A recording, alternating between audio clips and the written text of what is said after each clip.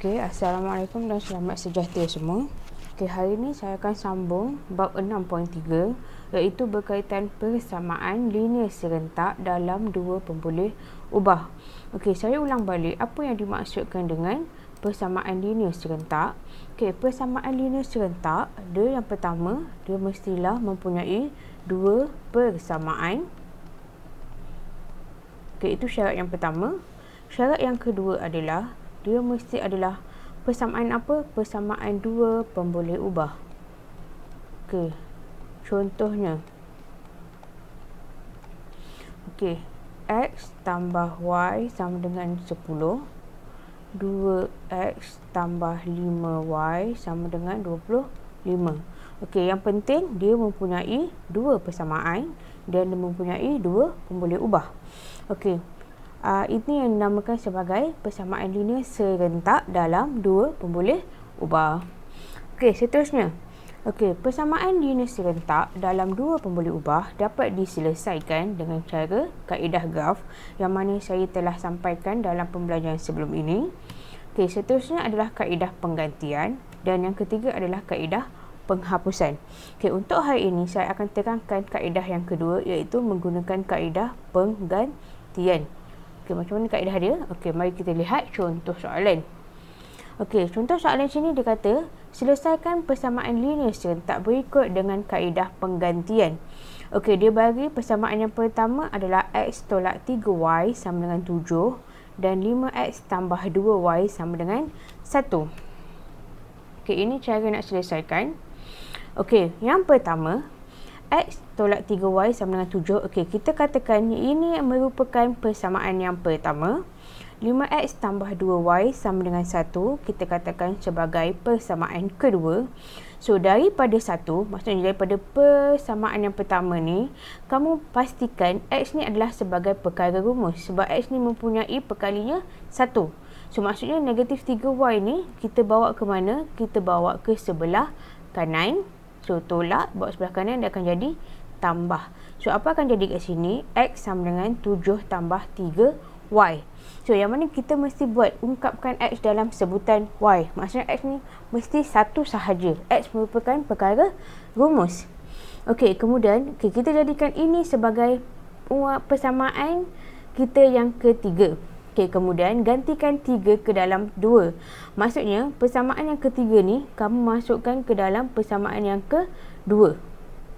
Okey. So, ambil 5X tambah 2Y. So, 5X. X ni adalah apa nilai dia? X ni merupakan 7 tambah 3Y. So, masukkan dalam persamaan yang baru. So, maksudnya 5 ni merupakan X. So, ini semuanya adalah X. So, X adalah 7 tambah 3Y. So, 5 dalam kurungan 7 tambah 3Y tambah 2Y sama dengan 1. So, tambah 2Y sama dengan 1. So, yang lain follow sahaja. Kamu hanya tukarkan untuk X sahaja. Okey, kemudian kamu selesaikan. So, 5 dia kurungan maksudnya kena darab. 5 darab 7 sama dengan 35. Tambah dengan 5 darabkan dengan 3Y. 5 darab 3, 15. Y. Okey, tambah 2Y sama dengan 1. So, next. Okey, selesaikan yang mempunyai sama perkali iaitu 15Y tambah 2Y akan dapat 17. So, kemudian 35 ni kamu tak usik. So, masih letak 35 tambah 7Y sama dengan 1. So, next. 35 ni nombor kan? So, bawa ke sebelah kanan. So, ini merupakan positif. Bawa sebelah kanan dia akan jadi negatif. So, jadi 17Y sama dengan 1 tolak 35 iaitu akan dapat negatif 34. So, 17Y. Okey, ini merupakan darab. So, bila bawa sebelah kanan dia akan jadi bahagi. So, 17. Bawa sebelah sini dia akan jadi bahagi. So, negatif 34 bahagi 17 sama dengan 2.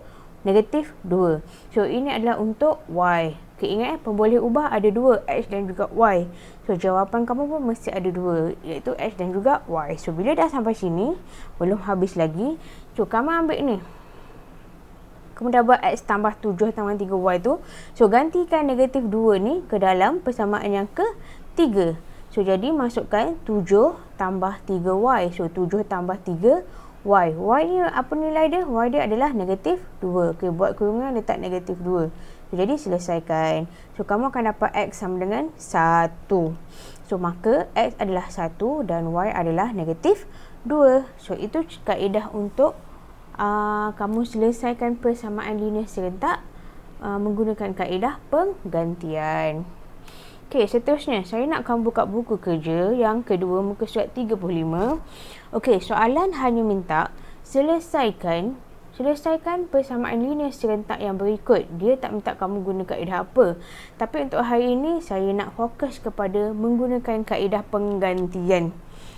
Okey, dia bagi soalan X sama dengan 5Y, 7X tolak 2Y sama dengan 66.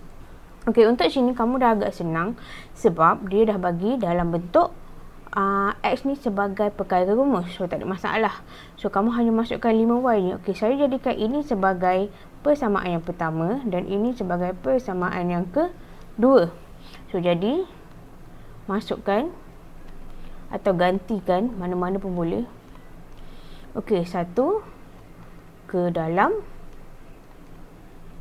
2. So, maksudnya 1 ni masukkan ke dalam 2. X ni saya tak nak X dah, tapi saya nak kamu letak 5Y. So akan jadi apa?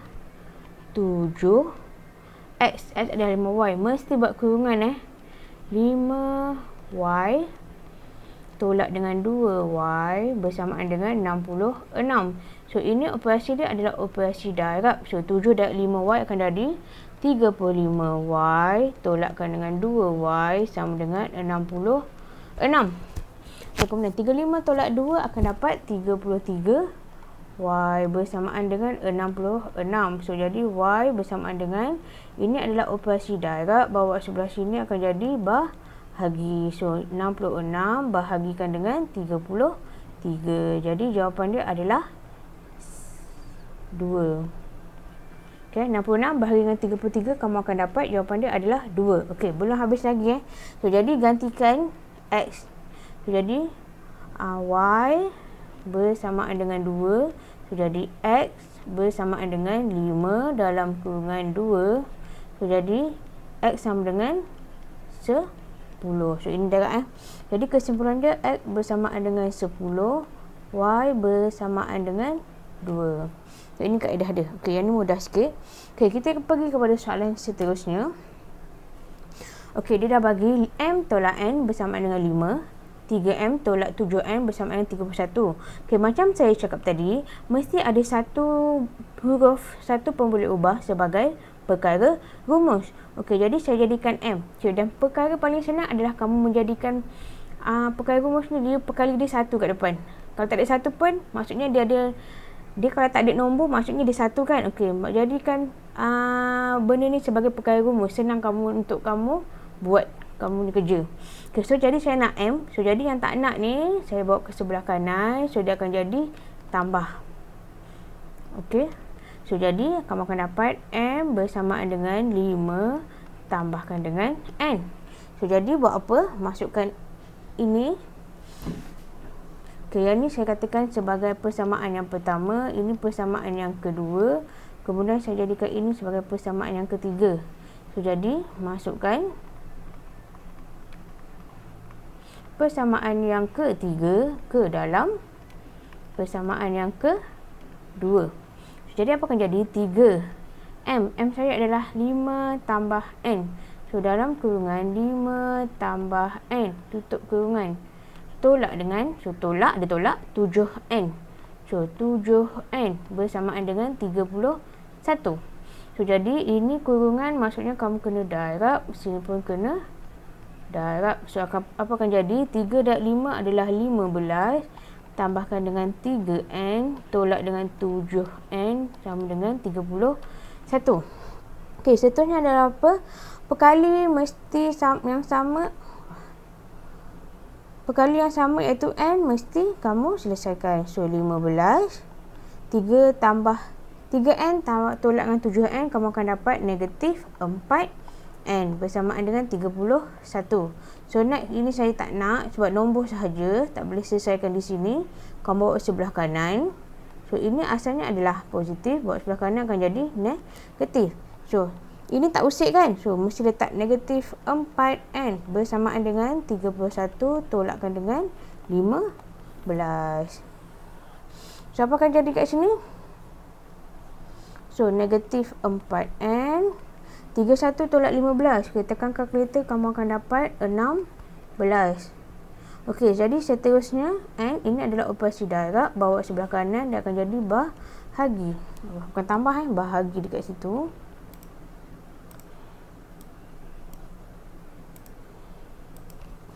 So, dia akan jadi bahagi. So, jadi N bersamaan dengan 16 bahagi dengan negatif 4. Tekan kalkulator, N adalah negatif 4. Okey, tak habis lagi. Okey, ambil yang daripada persamaan yang ketiga. M bersamaan dengan 5 tambah N. So, N adalah negatif 4. So, 5 tambah N negatif 4. Okey. So, bila 5 tambah negatif 4, 5 tambah tolak akan jadi 5 tolakkan dengan 4. So, jadi bersamaan dengan 1.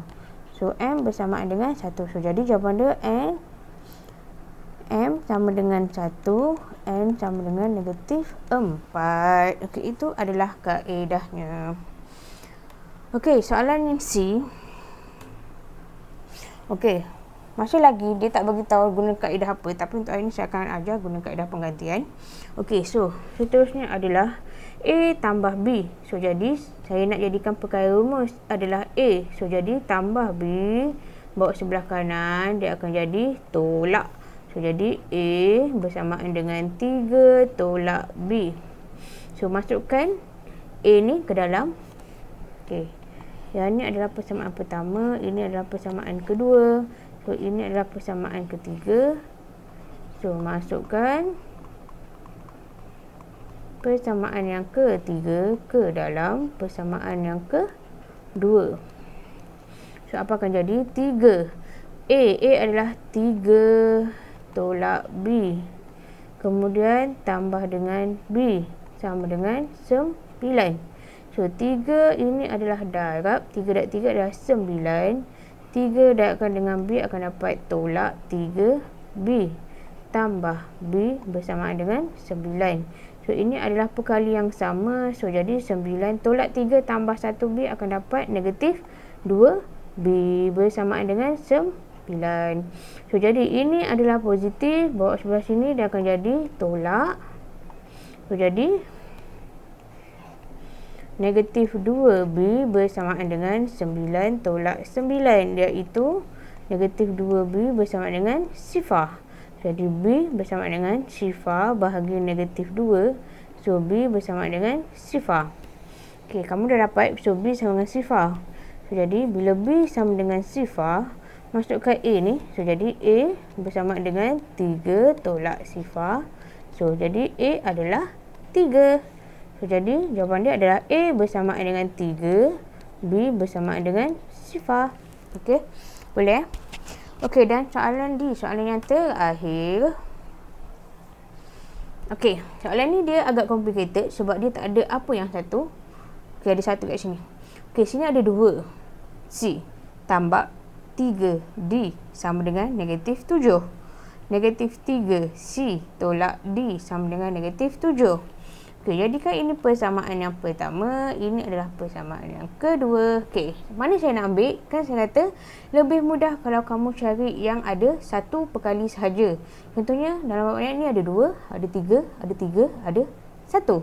So, jadi seeloknya kamu ambil ini sebagai perkara rumus. Okey, dia tak kisah ambil persamaan mana pun, yang penting kamu ambil yang mana paling mudah untuk dibuat. Okey, so jadi kalau ini saya nak ambil, so yang ni dia mesti positif kan. Okay, nanti kita terangkan macam mana nak jadikan dia positif. Okey, so kita nak jadikan ini perkara rumus, tapi ini adalah negatif. So, cara paling mudah adalah kamu ambil yang negatif ni, kamu anjakkan ke sebelah kanan. Kenapa? Sebab bila tolak bawa sebelah kanan, dia akan jadi positif. So, dia akan jadi macam ni. Negatif 3C bersamaan dengan negatif 7 tambah D. Okey, sekarang ni tambah D ni jadi positif kan? Okey, jadi kamu tukar kedudukan. So, dia akan jadi negatif 7 tambah D bersamaan dengan negatif 3C. Kamu hanya twistkan je daripada. Okey, saya ambil.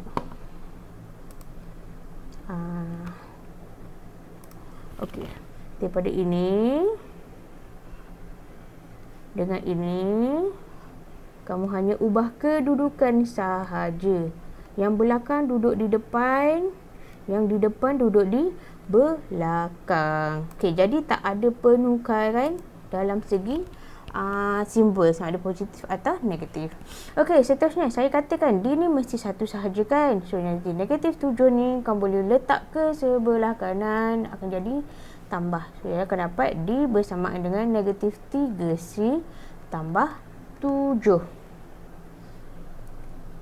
Okey. So, apa yang kamu boleh buat sekarang adalah D ni adalah perkara rumus yang ketiga atau persamaan yang ketiga. So, jadi masukkan